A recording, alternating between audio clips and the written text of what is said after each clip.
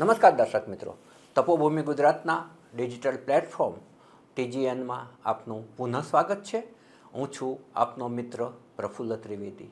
અમારી આ ચેનલને આપ સબસ્ક્રાઈબ કરશો એવી અમારી આપને આગ્રહભરી વિનંતી છે. આજે આપણે વાત કરવી છે મોંઘવારીનો બોમ્બ ફૂટવાની તૈયારીમાં છે. જ્યારે યુદ્ધ ચાલતું હતું અને એને સમાંતર જ્યારે 5 રાજ્યોની ચૂંટણી ચાલતી હતી, બંગાળ, પોંડિચેરી, એ કેરાલા, તામિલનાડુ, આ જે 5 ચૂંટણીઓ ચાલતી હતી એ દરમિયાન તપોભૂમિ ગુજરાતે કહ્યું હતું કે ચૂંટણીઓ પૂરી થાય એ પછી તરત જ પેટ્રોલ ડીઝલના ભાવ વધશે. કમનસીબે આ આગાહી સાચી પડી છે. આનો અમને આનંદ નથી, દુઃખ છે. કારણ કે પેટ્રોલ ડીઝલના ભાવ જ્યારે પણ વધે ત્યારે એના પગલે જીવન જરૂરી ચીજ વસ્તુઓના ભાવ છે એ આસમાને પહોંચી જતા હોય છે.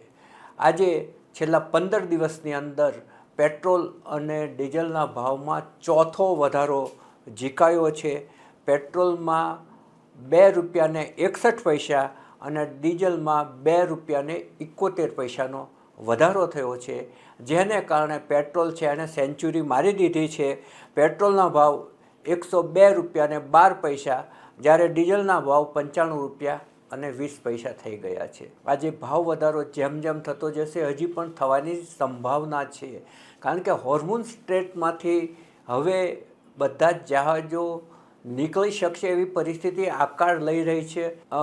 અમેરિકા અને ઈરાન વચ્ચે જે સમજૂતીઓ લગભગ પૂર્ણ થવા આવી છે, સાનુકૂળ વાતાવરણમાં વાતચીત થઈ રહી છે અને એક આશા બંધાઈ છે.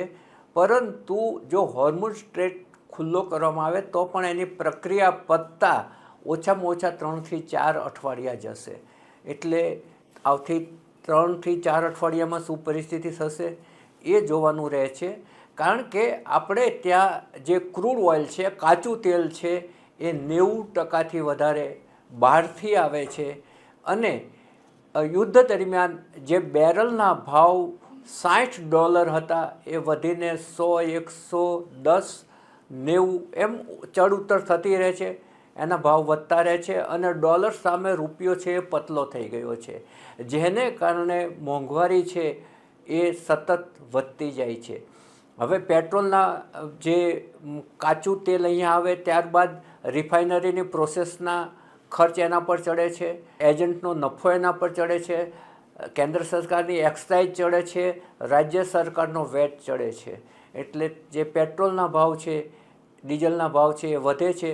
જો કે કેન્દ્ર સરકારે એટલી રાહત આપી છે કે પેટ્રોલ અને ડીઝલમાં 10 રૂપિયાની રાહત આપી છે.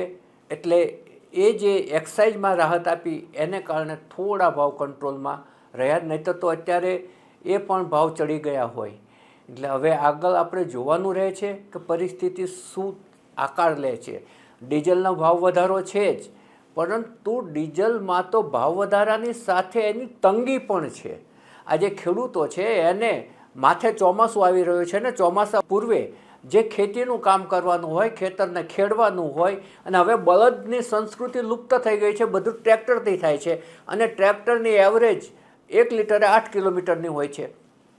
એટલે જે ખેડૂત છે એને આજે ટ્રેક્ટર લઈને લાઇનમાં ઊભા રહેવું પડે છે અને તે 15 કે 20 કે 50, વધુમાં વધુ 50 લિટર છે એ રેશનિંગની જેમ મળે છે. એટલે ખેડૂત છે એ અત્યારે ખેતી કરવી કે પેટ્રોલ પંપે લાઇનમાં ઊભા રહેવું એ પ્રશ્ન છે ને, એ પણ આટલી ગરમીની વચ્ચે. એટલે ખેડૂત છે એ અત્યારે ત્રસ્ત છે. એ જ રીતે જે ટ્રાન્સપોર્ટેશનનો ધંધો કરે છે એ લોકો પણ ત્રસ્ત છે. આજે મેં એક ટ્રકવાળાનો ઇન્ટરવ્યૂ જોયો તો. કોઈ એને પૂછતું હતું કે શું હાલત છે, તો એણે જે જવાબ આપ્યો એ બહુ વિચાર માગી લેવો છે. એણે કહ્યું કે હું 15 પેટ્રોલ પંપ ફર્યો ત્યારે મને 20 લિટર મળ્યું છે અને હજી મારે આ 200 કિલોમીટર કે 500 કિલોમીટર દૂર જવાનું છે, તો તમે શું કરશો? તો કે રસ્તામાં જેટલા પેટ્રોલ પંપ આવશે ત્યાં અમે ફાંફા મારીશું અને જો નહીં જ મળે અને એકદમ એનો ડીઝલ પૂરું જ થઈ જશું તો કોઈ હોટલ આગળ મૂકીને સૂઈ જશું, બીજું શું કરીએ. આ જે ટ્રાન્સપોર્ટેશનવાળાનો જે ડ્રાઈવરનો જે જવાબ છે એ ખરેખર ચિંતન માગી લેવો છે.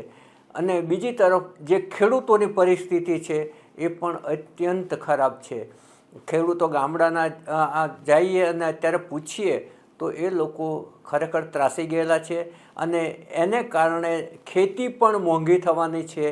અને ખેતી મોંઘી થશે એટલે અનાજ સહિતની તમામ ખેત પેદાશો છે એ મોંઘી થવાની છે. અત્યારે જે ડીઝલનો ભાવ વધારો થયો છે એને કારણે હવે અત્યારે જે કરિયાણું મળે છે તે કરિયાણું, અનાજ ત્યાંની માંડી અને બધી જ ચીજ વસ્તુઓના ભાવો છે, જીવન જરૂરી ચીજ વસ્તુના ભાવો છે એ વધવાના છે. બાળકોને સ્કૂલે મૂકવા જતી રિક્ષા અને જે વાન આવે છે વાનના દર પણ વધશે. તમામ જગ્યાએ આપણને ભાવ વધારો જોવા મળશે. ઈચ્છીએ કે હોર્મોન સ્ટેટમાંથી જલ્દી નિવેડો આવે અને જલ્દી આપણા જે ત્યાં અટવાયેલા જહાજ છે એ આપણે ત્યાં પહોંચે અને અત્યારે જે શરૂ થયેલી ત્રાસદી છે, જે તંગી છે એનો અંત આવે. અમારી આ રજૂઆત આપને ગમી હોય તો ચોક્કસપણે એના પર કોમેન્ટ કરશો, શેર કરશો. નવા વિષય સાથે ફરી મળીશું. નમસ્કાર.